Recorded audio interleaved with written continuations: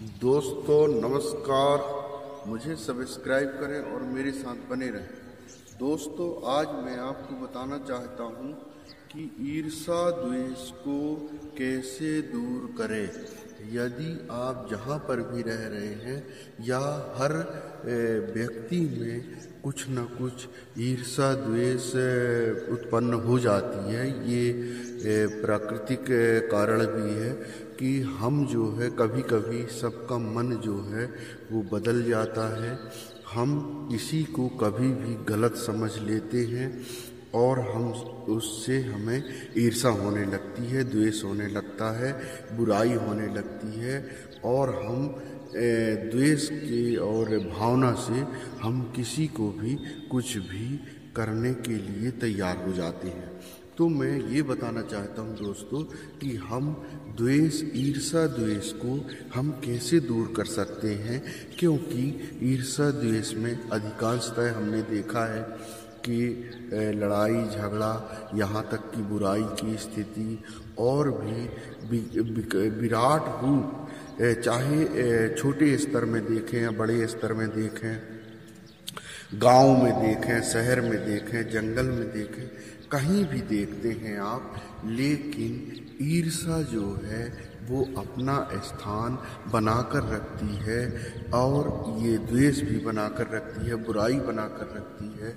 तो ईर्ष्या, द्वेष और बुराई से हम कैसे इससे निजात पा सकें, इसलिए मेरे मन में ये प्रश्न आया कि इस 2 से 5 मिनट का एक वीडियो ये बनाया जाए ताकि इसमें कुछ ना कुछ लोग जो है अपने जीवन में इन चीज़ों से हट करके यदि हम ईर्ष्या, द्वेष और बुराई से यदि दूर हो जाएं तो निश्चित रूप से व्यक्ति खुद का और दूसरे का, सबका विकास के लिए आगे बढ़ सकता है और उसका विकास हो सकता है और वह अपना जीवन शांतिमय तरीके से गुजर बसर कर सकता है।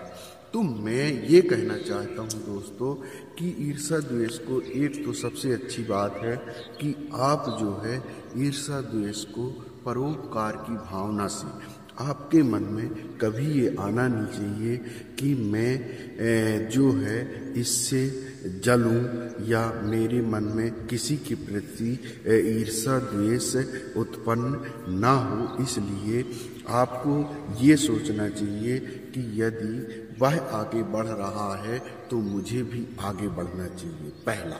दूसरा, या किसी के विकास से ही व्यक्ति की ईर्ष्या द्वेष उत्पन्न होने लगती है, या किसी की अच्छाई से होने लगती है, या किसी का प्रमोशन से होने लगता है। तो ये ईर्ष्या जो है अपने आप उत्पन्न हो जाती है, इसको उत्पन्न नहीं करना पड़ता है। इसके लिए आपको खुद का मेहनत पर भरोसा करना है और खुद का विकास करना है। दूसरे के विकास को आपको देखना है, लेकिन दूसरे के विकास से देखकर उसको प्रोत्साहन करने की भावना आनी चाहिए। जब हम दूसरे के विकास से उसको प्रोत्साहन देते हैं तो निश्चित रूप से हम भी अपने जीवन में विकास की ओर जाने लगते हैं। एक तो ये हो गया कि आप परोपकार की भावना से आप ईर्ष्या से दूर हो सकते हैं और खुद के विकास से। दूसरा, ईर्ष्या जो होती है उसमें आपको ये देखना चाहिए कि मैं दूसरे के लिए कितना भला कर सकता हूँ। जब आप भला करेंगे उसका, जो आपका ईर्ष्या कर रहा है उसके लिए कुछ भला करते हैं तो भी यह समस्या दूर हो सकती है। यह मेरा प्रैक्टिकल किया हुआ है। अब किसी ने आपको गाली दिया या किसी ने आपका हंसी उड़ा दिया या किसी ने कुछ गलत बोला, अब हम उसके पीछे पड़ जाएंगे तो हमारा विकास रुक जाएगा। इसलिए आपको खुद के विकास पर ही ध्यान देना होगा, ना कि दूसरे के बुराई को लेकर के आप अपना समय को बर्बाद करें। आगे मैं बोलना चाहता हूँ दोस्तों कि निस्वार्थ भावना और सेवा भावना, 2 चीज़ जो है जीवन में, निस्वार्थ भावना और सेवा भावना, इससे भी आप ईर्ष्या द्वेष से दूर हो सकते हो।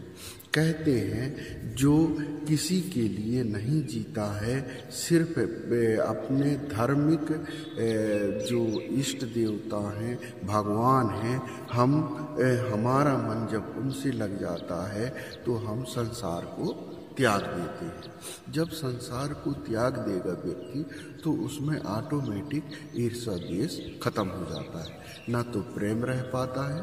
किसी को हम माया कहते हैं। माया का मतलब जड़ वस्तु होता है। यदि आपके प्रेम, आपका लगाव, आपका मन माया में लगा है, इस पृथ्वी के किसी भी चीज में लगा है, तो निश्चित रूप से आप में कुछ लोभ, ईर्ष्या, द्वेष रहेगा। लेकिन इनको आप सभी को रखते हुए भी मन में यदि आप ये सोचें कि शांति कैसे हो हमारे जीवन में, तो भी हम सहयोग, किसी के प्रति सहयोग की भावना हमारे मन में कैसे आए, हम किसी का परोपकार कैसे कर सकें, तो भी हम जो है इन चीज़ों से दूर हो सकते हैं और हमारा जीवन अच्छा, सुखमय, सुंदर हो सकता है। तो ईर्ष्या द्वेष को दूर करने के लिए हम अपने बारे में अधिकांश सोचें, ना कि दूसरे की अच्छाई बुराई पर ध्यान दें, तो ही हमारा विकास अधिकांश संभव हो सकता है और होता है। यही वास्तविकता है, क्योंकि जब तक हम कोई चीज़, अच्छा चीज़ हम करते नहीं हैं तो उसका ज्ञान हमको नहीं होता है। तो दोस्तों, आज जो मैं आपको बताया, यदि कोई पड़ोसी आपसे दुखी है तो आप शांत रहें। ऑटोमेटिक आपको अपने काम में यदि आप ध्यान रखते हैं तो आपका विकास निश्चित होगा। अनर्गल बातों से, ईर्ष्या द्वेष से आपका समय बर्बाद होगा और हानि भी होगी। तो हानि और समय दोनों की बर्बादी होती है ईर्ष्या द्वेष से। इससे अच्छा हम परोपकार करें, निस्वार्थ सेवा करें, और सेवा भावना होना चाहिए, परोपकार होना चाहिए, तो इससे हम निजात पा लेते हैं। तो आज का मेरा यही था दोस्तों। यदि मैं आपको जो कहा हूँ इसमें से कुछ अच्छा लगा हो तो सब्सक्राइब जरूर कर देंगे।